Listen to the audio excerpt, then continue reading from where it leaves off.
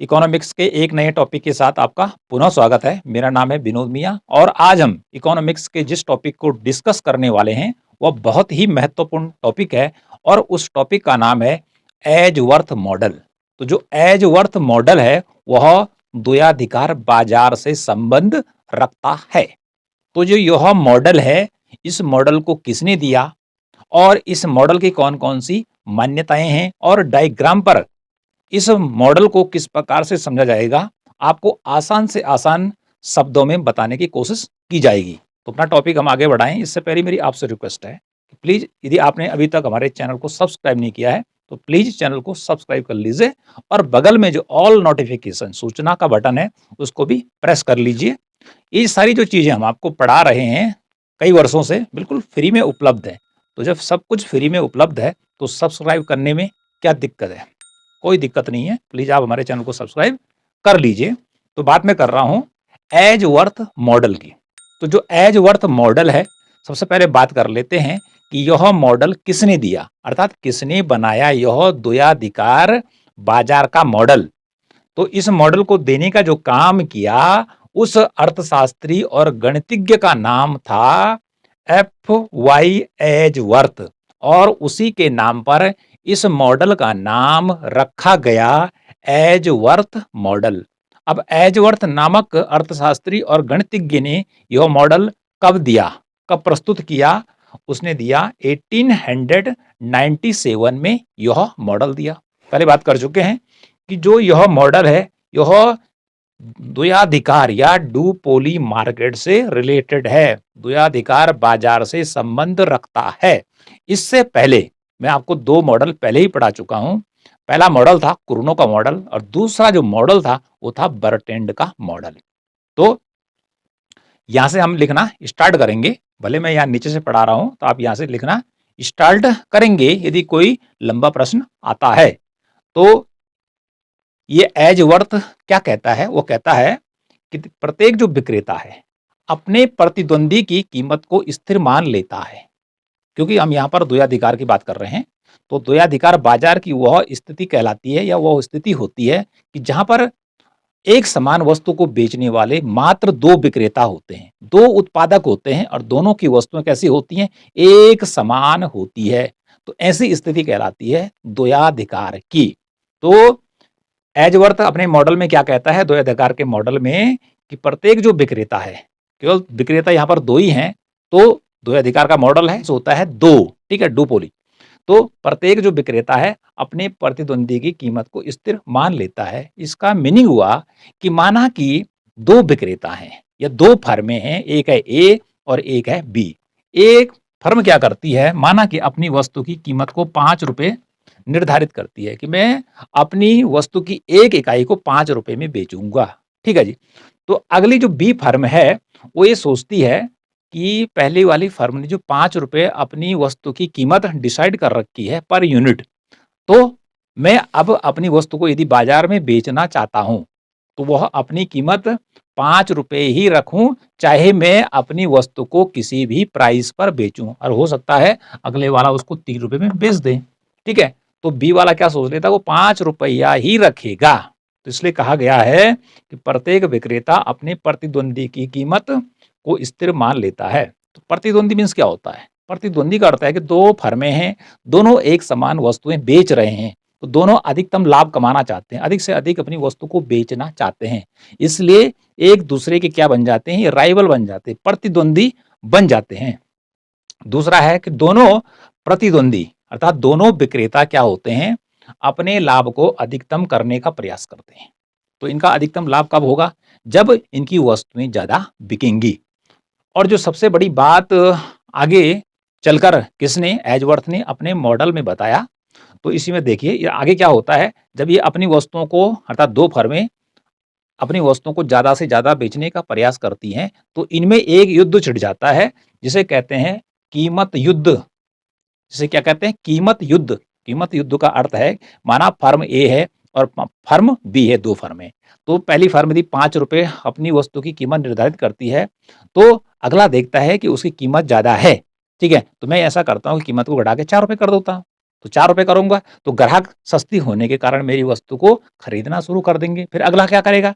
उसने 4 किया, उसने कहा अच्छा, मेरे ग्राहक उसके पास चले गए, फिर वो अपनी कीमत को क्या कर देगा? घटा के 3 रुपए कर देगा। तो इस प्रकार से देखिए, इनमें प्राइस वार अर्थात कीमत घटाने-बढ़ाने का चक्कर चलता रहता है, जिससे कि इनकी वस्तुएँ ज़्यादा से ज़्यादा बिकें। इसे कहते हैं कीमत युद्ध, ठीक है? कीमत को घटाने-बढ़ाने को लेकर। किंतु यहाँ पर जो सबसे इम्पोर्टेंट है, एजवर्थ ने अपने द्वयाधिकार मॉडल में बताया कि दोनों फर्में वस्तुओं को बेच रही हैं, लेकिन इनके बीच कोई भी निश्चित संतुलन स्थापित नहीं हो पाता है। यानी कि ऐसा इक्विलिब्रियम या संतुलन का बिंदु नहीं आता है कि जहां पर दोनों की दोनों फर्में एक स्थिति में ऐसी आए कि जहां पर संतुलन स्थापित हो। तो इस प्रकार से इसने एक अस्थिर संतुलन की बात की है। किसकी बात की है? एक अस्थिर संतुलन की बात की है। ठीक है, जैसे कि हमने किसमें देखा था कि क्रूनो के मॉडल में देखा था। क्रूनो ने कहा था कि बाजार में दो फर्में हैं, तो कब वो संतुलन की अवस्था में आएंगी कि जबकि दोनों की उत्पादन या पूर्ति क्या हो जाएगी? 1/3 बाई 1/3 अर्थात दोनों 1/3 1/3 पर पहुंच जाएंगे, तब दोनों फर्में क्या होंगी? संतुलन की स्थिति में होंगी। ऐसा किसने कहा था? कुर्नो के मॉडल में कहा गया था, कुर्नो ने बताया था। तो ये स्थिर संतुलन की बात है कि दोनों बराबर हो रहे हैं, लेकिन इसने क्या कहा कि कभी भी दोनों फर्मों के बीच स्थिर संतुलन स्थापित नहीं होता है। ये सबसे ज्यादा इंपॉर्टेंट है। तो फिर होता क्या है? एजवर्थ ने कहा कि एक ऐसा निश्चित क्षेत्र बनता है दोनों फर्मों के बीच कि जिसके बीच क्या होता है? कीमत परिवर्तित होती रहती है। अभी हम इसको डायग्राम पर देखेंगे, तो इसको यहां पर आप देख लेंगे। अगली जो बात है वो भी इंपॉर्टेंट है कि जो महत्वपूर्ण भूमिका है, यहां पर महत्वपूर्ण जो भूमिका है वस्तु की पूर्ति की नहीं है, वो है वस्तु की कीमत की है। कि कीमत जो है वो मांग को प्रभावित करने का काम करती है। यदि कीमत घट जाती है तो मांग बढ़ जाती है। तो जो निर्णायक चर है, यानी कि इस मॉडल में या एजवर्थ के मॉडल में वस्तु की मांग, ठीक है, बढ़ाने और घटाने का जो काम करता है, जो चर, वह है कीमत, न कि क्या? उत्पादन। तो कीमत घटाने से आप जानते हैं कि मांग का नियम कहता है कि मांग बढ़ जाती है और कीमत बढ़ाते हैं तो मांग घट जाती है। तो इस मॉडल में भी कीमत को ही महत्व दिया गया है, लेकिन साथ में कहा गया है कि कोई भी स्थिर या निश्चित संतुलन स्थापित नहीं होता है। जबकि कुर्नो ने स्थिर संतुलन की बात की और ऐसे ही बर्ट्रैंड ने भी एक स्थिर संतुलन की बात कही, लेकिन इसने कहा ऐसा स्थिर संतुलन स्थापित नहीं होता है। अभी इसको हम डायग्राम पर देखेंगे। सबसे पहले आप इसको इंट्रोडक्शन में लिखेंगे, उसके बाद आप लिखेंगे मान्यताएं। मान्यताएं बहुत इंपॉर्टेंट है, ध्यानपूर्वक सुनना है और इसको लिखना भी है कि दो विक्रेता या दो फर्में होती हैं, दोनों क्या करती हैं? समरूप वस्तु, अर्थात दोनों एक समान वस्तु को बेचती हैं। माना कि वो पानी बेचती हैं, तो दोनों का पानी क्या होता है? एक जैसा ही होता है। लेकिन एजवर्थ ने कहा कि दोनों की वस्तु थोड़ा अलग अलग भी हो सकती है, अर्थात निकट स्थानापन्न हो सकती हैं। जैसे वस्तु है स्वाद वाली मीठी, तो चीनी या गुड़, इस प्रकार से डिफरेंस हो सकता है। ठीक है, एकदम से एक जैसा नहीं होना चाहिए, कि चीनी चीनी जैसा नहीं होना चाहिए। दोनों विक्रेताओं में बाजार आधा आधा बटा होता है। इसमें क्या माना गया है? एजवर्थ ने कहा एक विक्रेता के पास अर्थात एक फर्म के पास आधा बाजार होता है और अगले के पास आधा बाजार होता है। इस प्रकार से ये 1 बन जाएगा। तो संपूर्ण जो बाजार होता है 1/2 एक फर्म के पास रहता है, 1/2 एक फर्म के पास रहता है। ठीक है, तो इस प्रकार से बाजार 2 भागों में बटा होता है। प्रत्येक विक्रेता की उत्पादन क्षमता सीमित होती है। अब इसमें क्या कहा गया है कि प्रत्येक विक्रेता, माना फर्म ए है और बी की, तो ए की और बी की जो उत्पादन क्षमता है वो फिक्स है। माना कि ए की है 50%, ठीक है जी, तो ये 50% से ज्यादा उत्पादन नहीं कर सकता है। यदि बाजार में मांग बढ़ के 70% हो जाए तो ये पूरी नहीं कर सकता है, क्योंकि उसकी अधिकतम मैक्सिमम जो क्षमता है वो 50% है। तो फिर 50% अगले की भी है, ठीक है जी। अब इसकी मांग बढ़ जाती है बी की, ठीक है, ये भी हो जाती है 80%, लेकिन इसकी अधिकतम क्षमता है 50%, तो इससे ज़्यादा ये वस्तु की पूर्ति को नहीं कर सकता है। तो फिक्स है कि एक फर्म और दूसरी फर्म फिक्स मात्रा में क्या करती है? उत्पादन करती हैं। इसका अर्थ होता है प्रत्येक जो विक्रेता की उत्पादन क्षमता है वह सीमित होती है।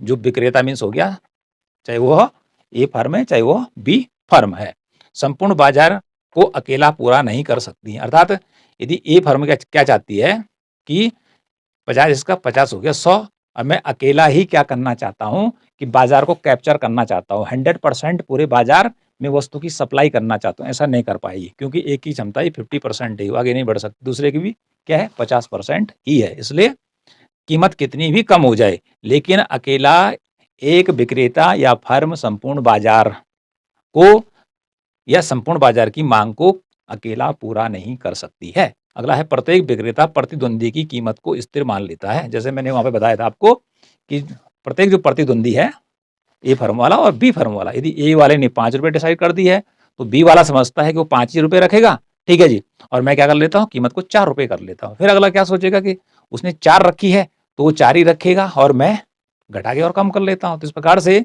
यहाँ पर प्रत्येक जो विक्रेता है अपनी प्रतिद्वंदी की कीमत को स्थिर मान लेता है। कहने का मीनिंग है कि वह ये मानता है कि वह अपनी कीमत में किसी भी प्रकार का परिवर्तन नहीं करेगा, लेकिन वास्तव में परिवर्तन करता है। अब इसको हम इस डायग्राम पर समझेंगे। अब डायग्राम पर देखिए, आपको आपको ये त्रिभुज लग रहा हो, ठीक है, त्रिभुज जैसी आकृति बनी हुई है और दूर से देखें तो एक अच्छा सा टेंट बना हुआ, तंबू बना हुआ है। अब देखिए आपने करना क्या है, सबसे पहले यहां से लेकर और यहां तक सुविधा के लिए बता देता हूं किस प्रकार से रेखा चित्र बनेगा, उसके बाद आपको इसको एक्सप्लेन करके बताते हैं किस प्रकार से आपने इसको लिखना है या समझना है। आपने यहां से लेकर यहां तक 8 इंच की लाइन खींच दी, 4 इंच पे एक पॉइंट लगाइए, ठीक है जी। यहाँ पे एक पॉइंट लगाए, यहाँ से एक वर्टिकल लाइन खींचे, इस प्रकार से एक वर्टिकल लाइन खींचे, तो ये हमारा ओ यहाँ पे लिखेंगे और यहाँ पे हमने लिख दिया डी, ठीक है जी। तो ये हमारा बन जाएगा ओ वाई, यानी कि वाई एक्सिस का काम करेगा, ये दीवार का काम करेगा, ठीक है, दोनों पक्षों के लिए, ठीक है, दोनों पक्षों अर्थात ए फर्म के लिए भी बी फर्म के लिए हमारी एक ही रेखा होगी जो दीवार का काम करेगी। तो ओ डी हमारा वाई एक्सिस हो जाएगा, ठीक है, दोनों फर्मों के लिए। और इस पर क्या दिखाई जाएगा, कीमत, क्या दिखाई जाएगी, कीमत, ठीक है। यहाँ पे मैंने लिखा नहीं है लेकिन यहाँ पे आप खड़े में लिख देना कीमत, ठीक है जी। इतना काम हमने कर दिया। अब क्या करना है, आपने यहां से और इधर की तरफ यहां पर एक सीधी लाइन खींचनी है और यहाँ पे जैसे हमने डी लिखा है, यहाँ पे हमने ओ लिखा है और यहाँ पर हमने लिख दिया एम, ठीक है। तो ये डी एम ओ, ये वाला पूरा वाला क्षेत्र जो है डी एम ओ या ओ डी एम, ये फर्म ए का बाजार मांग का क्षेत्र है, ठीक है। पहले बताया कि बाजार दो भागों में बटा रहता है, तो ये ओ डी एम ये वाला क्षेत्र किसके पास है, फर्म ए के पास है, ठीक है। ऐसे सेम यहां भी करना है, उसे लेकर, ठीक है, यहाँ पर एम डैश कर देते हैं, यहाँ से लेकर एक लाइन हम पहले पहले खींच दी, यहाँ से सीधे एक लाइन खींच दीजिए और यहाँ पे एम लिखा है, यहाँ पे एम डैश कर दिया, ठीक है, इससे अलग करने के लिए। तो इस प्रकार से ओ डी एम डैश ये फर्म बी का क्षेत्र हो जाएगा, ठीक है। तो इस प्रकार से बाजार ये आधा इसके पास हो गया और आधा बाजार, ठीक है, सेम वस्तु का क्या हो गया, दूसरी फर्म के पास हो गया। तो कुल मिलाकर पुनः बता देता हूं, ओ डी एम ये वाला जो त्रिभुज बन रहा है, इस प्रकार से ये फर्म ए का बाजार का क्षेत्र है, ठीक है। और डी एम जो है मांग वक्र है किसका, फर्म ए का, और D M dash B firm का मांग वक्र है ये वाला, ठीक है, नीचे की तरफ गिरता हुआ। तो इस प्रकार से अब बात करते हैं कि जो ए फर्म है, ठीक है, उसका क्षेत्र कहाँ है, यहां से लेकर एम तक है, ठीक है। तो इस वैसे हम इसको पूरा क्या मान लेते हैं, एक्स अक्ष मानते हैं, ठीक है जी। लेकिन उसने इधर को बढ़ाया, ठीक है, फिर इधर को बढ़ाया, अर्थात एक लाइन जो वर्टिकल एक्सिस से अलग अलग बनना था उसने दोनों को एक साथ मिला दिया, तो उसने बहुत अच्छा काम किया। तो इसका पूरा का पूरा टाइटल होगा उत्पादन, क्या होगा, उत्पादन। तो एक बार पुनः क्या बता देता हूं मैं कि ओ डी एम ये क्षेत्र किसका है, फर्म ए का, ओ डी एम डैश ये क्षेत्र है फर्म बी का, ठीक है। डी एम किस फर्म का मांग वक्र है, ए का मांग वक्र है, सीधे खींचना कोई दिक्कत नहीं। D M dash B firm का क्या है, मांग वक्र है। यहां तक आपने कंप्लीट करना है, ओके। उसके बाद आप यहां से क्या करना है, एक लाइन सीधे ड्रॉ कर देना, थोड़ा सा ऊंचा लेके, यहां से ऊंचा लेके यहां पर एक लाइन ड्रॉ कर देना सीधे। उसके बाद में समझा दिया जाएगा कि यह क्यों ऐसी ड्रॉ कर रखी है। अब देखिए, अब बात करते हैं कि ये वाला जो क्षेत्र हमने पूरा बता दिया आपको, ये फर्म का है, ये बी फर्म का है। अब क्या होता है कि दोनों फर्में कल्पना कर लेते हैं क्योंकि यहाँ पर द्वैधाधिकार की स्थिति आती है, तो दोनों फर्में अलग-अलग अपनी वस्तु को बेचने का काम करती हैं। लेकिन जो कौन था? एजवर्थ था, उसने कल्पना की यदि मान लेते हैं कि दोनों आपस में समझौता कर लेते हैं। कौन? दोनों फर्में, कि ए फर्म भी और बी फर्म भी आपस में समझौता कर लेती हैं और समझौता क्या कर लेती हैं? क्योंकि वो दोनों एक साथ एक समान वस्तु को बेच रही हैं, तो वो ज़्यादा मुनाफ़ा कमाना चाहती हैं, तो वो क्या करेंगी? आपस में एक संधि कर लेती है। मान लिया, समझौता कर लेते हैं, उस संधि को कहते हैं कपटपूर्ण संधि। कपटपूर्ण अर्थात कपटपूर्ण संधि जब होगी दोनों, तो बाजार की स्थिति कैसे बन जाएगी द्वैधाधिकार से? वो बन जाएगी एकाधिकार, क्योंकि दोनों एक कीमत डिसाइड करेंगे और वह कीमत क्या होगी? पूर्ण प्रतियोगी कीमत से ज़्यादा होगी। वो कीमत ज़्यादा होगी लेकिन वस्तु को बेचेंगे कम। तो एकाधिकार में लाभ की स्थिति सबसे ज़्यादा बनेगी। किसके लिए? दोनों फर्मों के लिए। तो दोनों फर्में यदि क्या करती हैं? समझौता कर लेती हैं, कपटपूर्ण संधि कर लेती हैं, कोलिजन कर लेती हैं, तो ऐसी स्थिति में उनकी स्थिति हो जाएगी एकाधिकार की और ऐसी स्थिति में उनका प्राइस होगा सबसे ज़्यादा। अब रेखा चित्र पे समझना है। आपने क्या करना है? यहाँ लीजिए, ठीक है? यहाँ ऊपर मत ले जाना। यहाँ से आपने इसको यहाँ टच कराना है, ठीक है जी? यहाँ पे लिख दीजिए एल और ये रेखा जैसे मैंने खींच रखी है, ये नीचे ड्रॉ करनी है। यहाँ पे लिख दिया हमने ए, ठीक है? अब देखिए, इतना तो कर दिया। ओ यहाँ पे कीमत हो गई, यहाँ पी लिखेंगे आप। क्या लिखेंगे? पी फॉर पहले प्राइस है, यहाँ से प्राइस 1 2 3 4 5 ऊपर की ओर चढ़ेगा, ये सबसे ऊंचा प्राइस है। नीचे उतरेंगे 5 4 3 2 1, तो नीचे प्राइस क्या होगा? कम होगा। इधर की तरफ जाएंगे तो मांग बढ़ेगी 10 20 30 40 50। इधर भी क्या होगी? ये फर्म की 10 20 30 40 50 इस प्रकार से मांग बढ़ने का काम करेगी। ओके, तो देखिए अभी तो हम पहले ए का बता रहे हैं आपको कि फर्म ए क्या करती है, यहाँ पर प्राइस क्या करती है? डिसाइड करती है, ठीक है? तो उसका प्राइस होगा यहाँ से लेकर ओपी, इसको यहाँ मिलाएंगे, यहाँ से मिलाएंगे, तो ओपी जब उसका प्राइस होगा तो कितनी वस्तु को बेच पाएगी? वे कितने उत्पादन को बेच पाएगी? यहाँ से लेकर यहाँ, यानी ओ ए मात्रा को बेच पाएगी। तो उसका लाभ का कुल क्षेत्रफल कौन सा होगा? ओ पी एल ए, ठीक है? ओ पी एल ए, ये फर्म ए का क्या है? लाभ का क्षेत्र है, ये वाला, ये जो बन रखा है, ठीक है? अब ये हम बात कर रहे हैं कि वो संधि कर लेते हैं, तो इसी प्राइस पे क्या करेगी? दूसरी जो फर्म है वो भी वही प्राइस लेगी, तभी तो संधि बनेगी। इसको यहाँ मिलाएंगे, ठीक है जी? और इस पे लिख दिया मैंने एन, इस लाइन को नीचे खींचेंगे और यहाँ पे लिख देंगे ए डैश, क्योंकि ए से, क्योंकि फर्म बी का है तो डैश करके ये अलग हो जाएगा। अब देखिए, अब दूसरे का भी देखते हैं कितना लाभ हो रहा है इसको। ओ पी एन ए, अर्थात ओपी कीमत पर वह भी इतनी मात्रा बेच रहा था। एक ही प्राइस हो गया तो दोनों की मात्रा बेचने की कितनी है? ओ ए और इसकी ओ ए डैश। तो कुल मिलाकर कहने का अर्थ क्या है? ये जो प्राइस है यहाँ से सीधे मिला दिया तो प्राइस दोनों के लिए एक हो गया। तो ये जो ओपी प्राइस है, तो इस प्राइस पर दोनों फर्में जो वस्तु बेच रही हैं तो उनकी कंडीशन कैसे बन जाएगी? एकाधिकार की बन जाएगी। कैसे बन जाएगी? एकाधिकार की बन जाएगी, क्योंकि दोनों ने संधि कर दी है, ठीक है? तो इतना बेच रहे हैं, कीमत बहुत हाई कर रखी है उनकी, ठीक है? तो ये जो ओपी कीमत है, ये कीमत कौन सी कीमत कहलाएगी? एकाधिकारी कीमत कहलाएगी, क्योंकि ऊपर की तरफ बढ़ा रखा ना, यहाँ से लेकर सबसे ऊपर है, तो सबसे ऊंची कीमत है ये, ठीक है? सांकेतिक भाषा में तो इसे बोलेंगे ओपी कीमत को एकाधिकारी कीमत। किसके लिए? दोनों फर्मों के लिए, जब वो क्या करेंगे? आपस में समझौता या कपटपूर्ण संधि कर लेंगे। कपटपूर्ण मीन्स हो गया ग्राहक को चपटपूर्ण करना, ग्राहक को से ज्यादा वसूल करना पैसा, ठीक है? तो ये प्राइस कौन सा बोला मैंने? ओपी, दोनों फर्मों के लिए एकाधिकारी कीमत। तो दोनों का जो लाभ होगा तो ये बराबर है, ठीक है? ये जो बॉक्स है और ये वाला जो बॉक्स है, फर्म ए का ओ पी एल ए और फर्म बी का ओ पी एन ए, ठीक है जी? तो यहां पर दोनों फर्मों को अधिकतम लाभ होगा। और क्यों होगा लाभ अधिकतम? क्योंकि ये सबसे ज्यादा कीमत है और दोनों ने कपटपूर्ण संधि कर ली है। ओके, ये तो पहली स्थिति हो गई। अब यदि ये संधि नहीं करते, आपस में समझौता नहीं करते हैं और अलग अलग अपनी वस्तु को बेचने का प्रयास करते हैं कि नहीं भाई हम संधि नहीं करनी है, अलग अलग बेचेंगे, ठीक है जी? नहीं बनती है हमारी, मान लीजिए, ठीक है?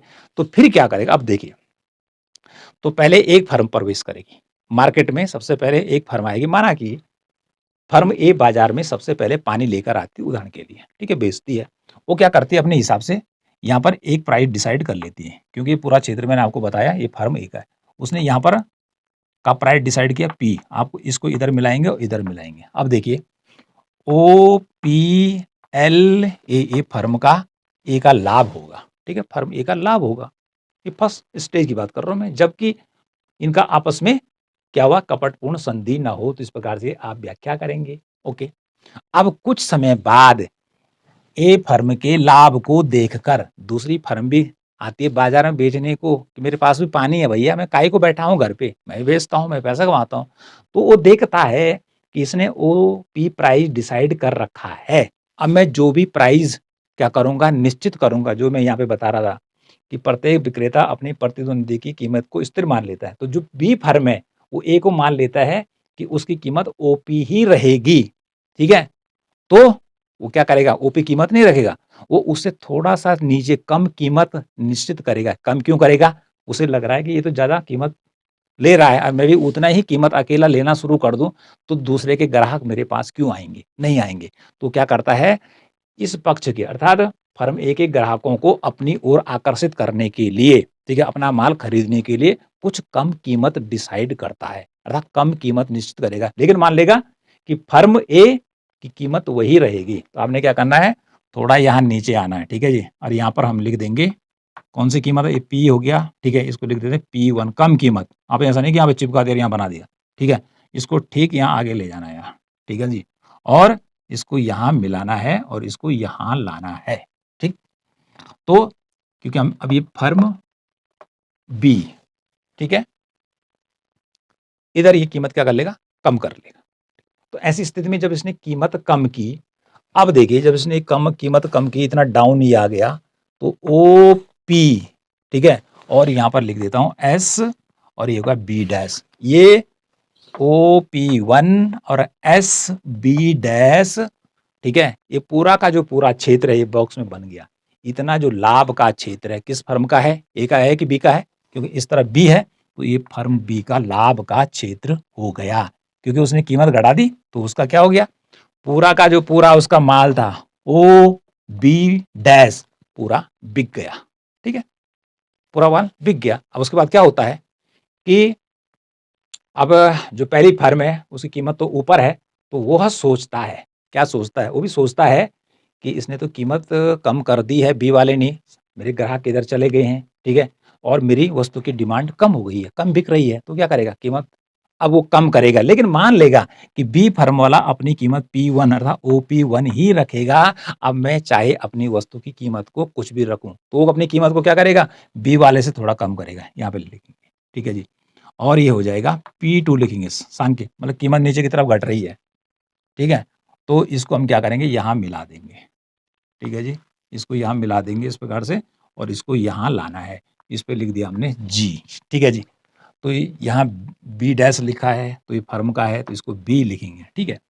तो ऐसी स्थिति में इसने अपना प्राइस क्या कर दिया, और कम कर दिया, ठीक है, बी से, बी के बाद ए ने अपना प्राइस क्या कर दिया, ओ पी से OP2 नीचे कर दिया, बी से नीचे ला गया, पहला प्राइस ए का यहाँ था, ठीक है, अब ये वाला और नीचे ला गया, तो इसकी जो बाजार में कुल पूर्ति थी, ठीक है, इस P2 प्राइस पर यहाँ तक मैक्सिमम वो पूरी की पूरी बिक जाएगी, ठीक है, कितने, तो इसको लाभ कितना होगा, OP2 GB अर्थात ये पूरा का पूरा जो बॉक्स है इसका लाभ का क्षेत्र बन जाएगा। इस प्रकार से व्याख्या करते लिखते चलेंगे, ठीक है। लेकिन पहले ही बताया कि कोई भी जो फर्म है, ठीक है, चाहे इधर का है चाहे उधर का है, पूरे बाजार को क्या नहीं कर सकता है, मांग को पूरा नहीं कर सकता है, कि एक फर्म चाह रही है कि मैं इसके हिस्से में भी चले जाऊं और पूरा क्या कर दूं, अपना ही अधिकार कर दूं, ऐसा नहीं कर पाएगी, क्योंकि इसकी कैपेसिटी हमने कहा माना 100% दोनों की है, तो 50% एक की है, 50% दूसरे की है।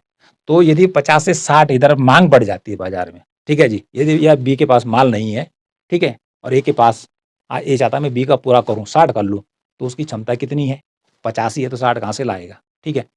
अब देखिए यहां पहुंचा, अब अगली प्रतिक्रिया क्या होगी, अब बी फर्म वाला देखेगा इसने तो कीमत घटा दी, लेकिन वो मानेगा, जैसे यहां मान लिया गया है कि वह P2 कीमत ही रखेगा, अब मैं चाहे जो कीमत रखूं, ठीक है, अब अगला क्या करेगा, बी भी कीमत घटाएगा, ठीक है।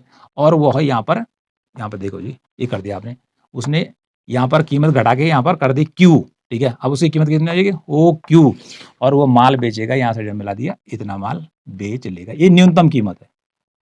कितनी कीमत है, न्यूनतम कीमत। तो उसका टोटल लाभ कितना होगा, पहले तो ज्यादा था, ठीक है, लेकिन जब उसने कीमत नीचे घटा दी इसके बराबर, ओ क्यू, कीमत नीचे की तरफ घटेगी भैया, ठीक है, तो उसका लाभ कितना हो गया, O Q T B dash, ये बी फर्म का लाभ का डब्बा बन गया, ठीक है, ये बॉक्स बन गया, ठीक है, ये पहुंचा। अब अगला भी क्या सोचेगा, वो यही प्राइस रखेगा, यही प्राइस रखेगा बी वाला। तो अब वह भी इसी प्राइस पर अपनी वस्तु को बेचेगा। अब क्यों बेचेगा, सेम यहीं पे लेके आना है, वो भी इसी प्राइस पे आ जाएगा, न्यूनतम प्राइस होगा ये, ठीक है। उसको यहाँ मिलाना है और यहाँ मिलाना है, और यहाँ पे लिख दिया मैंने एच, ठीक है। अब देखिए दोनों का प्राइस ओ क्यू हो गया, इसका माल पूरा यहाँ तक बिक रहा है और इसका भी पूरा माल जितना इसके पास है वो पूरा का पूरा बिक जा रहा है। तो यह न्यूनतम कीमत है, ठीक है, ओ क्यू दोनों फर्मों के लिए, ठीक है, न्यूनतम कीमत है कि जिस पर वह अपना ए फर्म इतना माल बेच सकता है, ओ बी, ठीक है, ओ बी, और ए वाला बेच सकता है ओ बी डैश, ओके। अब माना कि वह कीमत यहाँ नीचे ले आता है, ठीक है, क्योंकि इसने घटाया इसके बाद इसका नंबर ये नीचे लाता है, तो इस कीमत से नीचे दोनों फर्म अपने माल को नहीं बेचेंगे क्योंकि उनको घाटा होगा। क्यों होगा घाटा, क्योंकि दोनों की वो मान लिया गया कि दोनों की वस्तु की बनाने की लागत माना कि 5 रुपया है, ये फर्म भी 5 रुपए में बना रही है, पानी बेच रही माना, ठीक है, लाने की लागत इसकी भी लाने की बाजार में 5 रुपया है, तो 5 रुपए से यदि नीचे 4 रुपए लाते हैं, ठीक है, 3 रुपए लाते हैं, 2 रुपए लाते हैं, तो इनको घाटा होगा, ठीक है। तो इससे नीचे प्राइस कोई नहीं लाएगा, अर्थात यहाँ प्राइस यहाँ नीचे की तरफ नहीं घटाएगा दोनों, ठीक है, दोनों में से प्राइस कोई नीचे नहीं लाएगा, यदि लाते हैं तो घाटा होगा, तो घाटा कोई नहीं करना चाहेगा। अब वो क्या कहता है, कौन, मिस्टर एजवर्थ क्या कहता है कि अब जो ये कीमत हुई ओ क्यू कीमत दोनों फर्मों के लिए ये कीमत हो जाएगी पूर्ण प्रतियोगी कीमत। जो कीमत कौन सी प्रतियोगिता में स्थापित होती है, पूर्ण प्रतियोगिता में, और वो कीमत किसके बराबर होती है, वो हमेशा लागत के बराबर होती है। माना वस्तु को बनाने की लागत 5 रुपया है और वस्तु भी बिकी 5 रुपये में, तो ये होगी पूर्ण प्रतियोगी कीमत ओ क्यू दोनों फर्मों के लिए, ठीक है। अब ये क्या कहता है कि आगे क्या होगा, क्योंकि इसने पहले ही बात कर दी कि दोनों फर्मों में कोई निश्चित संतुलन स्थापित नहीं होगा, अर्थात ओ क्यू प्राइस जो है वो दोनों के लिए ऐसा नहीं कि न्यूनतम प्राइस है और यहीं पर आप बेचना शुरू कर देंगे, उसने कहा ऐसा नहीं होगा। अब उसने कहा कि इससे नीचे तो कोई आएगा नहीं, इससे नीचे कोई आएगा नहीं। तो अब ए वाला क्या करेगा, मान लेते हैं कि ए वाला, ये पूरा वाला क्षेत्र है, वो देखता है कि ओ क्यू प्राइस पर जो बी फर्म है यहाँ से लेकर इतना माल अपना बेच रही है, तो अपना दिमाग घुमाता है। क्यों, क्योंकि इसने तो सेट कर दिया कि इतना बेचेगी बेचेगा, ठीक है। तो ये क्या करेगा, किसके अनुसार, एज वर्थ के अनुसार वह फिर अपनी कीमत को ओ पी कर देगा, कौन, फर्म ये, ठीक है, और फिर उसका लाभ का क्षेत्र ये बन जाएगा, ठीक। रिपीट हो गई वही बात जो पहले बताई। फिर अगली फर्म देगी, अच्छा भैया तूने प्राइस बढ़ा दिया, तो मैं इतने प्राइस में बेच रहा था, तो मेरे पास माल बचा हुआ, फिर अगला क्या करेगा, इस प्राइस को चुनेगा, ठीक है। फिर अगला फिर इस प्राइस को चुनेगा, फिर अगला यहाँ नीचे आएगा, इस आएगा। तो इस प्रकार से ये दो क्षेत्र बन गए, एक ये वाला, ठीक है, पूर्ण प्रतियोगी कीमत और एकाधिकारी कीमत, ठीक है, ये वाला वाला। तो पी क्यू प्राइस के बीच जो है क्या होगी, कीमत ऊपर नीचे अर्थात परिवर्तित होती रहेगी, लेकिन स्थिर संतुलन कभी भी स्थापित नहीं होगा, ठीक है। अभी मैंने आपको समझाया, अर्थात यहां तक पहुंचा, फिर अगला वाला रिपीट करेगा, फिर ठीक है, फिर नीचे पहुंचेंगे, फिर वही बात क्या होगी, रिपीट होती चली जाएगी। ऐसा किसने कहा, ऐसा एजवर्थ ने अपने इस द्वयाधिकार मॉडल में बतलाया है। तो आई होप ये वाला टॉपिक आपकी समझ में आ गया होगा। जो ये डायग्राम है इसको बार बार बनाने का अभ्यास करना है, प्रयास करना है, ऐसा नहीं कि केवल देख दिया और उसके बाद उसको बनाए नहीं, तो फिर समझ में नहीं आने वाला है। तो ये हो गया हमारा कौन सा मॉडल, द्वयाधिकार का एजवर्थ मॉडल। तो आज हमने क्या बताया, पहले तो आप इसका इंट्रोडक्शन लिख देंगे सबसे ऊपर, ओके जी, उसके बाद मान्यताएं लिखेंगे और उसके बाद इसका डायग्राम बनाएंगे और इस डायग्राम के बारे में लिखना शुरू कर देंगे। ठीक है? तो इस प्रकार से ये हो हमारा जो एजवर्थ का मॉडल है, यहीं पर समाप्त होता है। मिलते हैं नेक्स्ट टॉपिक के साथ।